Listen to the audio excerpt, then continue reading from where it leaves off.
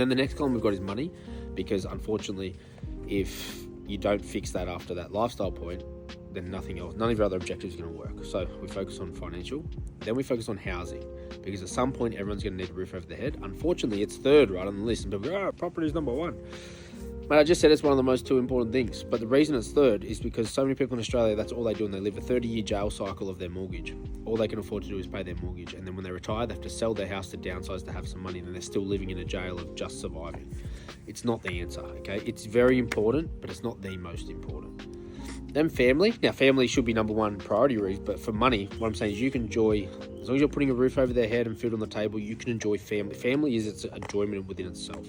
What we're talking about here is how you want to build on top of that. So schooling, funds for the kids, supporting them, extracurricular activities, all those things. So they're extras, but family should be number one.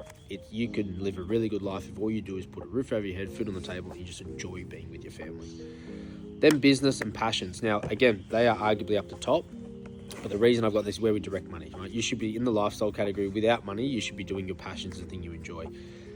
Where what we're doing is after we've ticked those foundational boxes, we're then funneling money there to turn our passion into a business or educate ourselves further or anything like that, right? That's how we tick that box. So you can see I've drawn this little chart. I hope you can see that. And we've got lifestyle, money, housing, family, business, and education and passions. We've broken up into three categories. Top category is going to be, and this is opposite to how I do it online because it just presents better, but here you can do, so number one is going to be non-negotiables. So where we are right now, this is like our needs.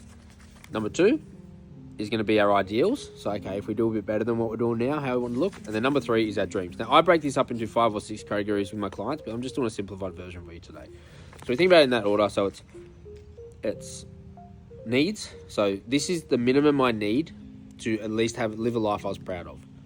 This is the amount I'd like to have, and this is the dream, right? So if you're not on track for that, you need to drastically change things to get there. You should be working towards it. That should be an achievable number. And this is you really have to push. So if you think about it from a balance of lifestyle to building wealth, on this one, you can live a really good lifestyle and live the survival amount.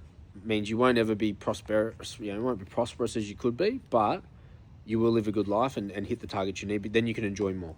This is that balance in between. We're going to live good now and in the future, and we're probably going to have to live less now so we can have more in the future. And that's how we kind of categorize it, right?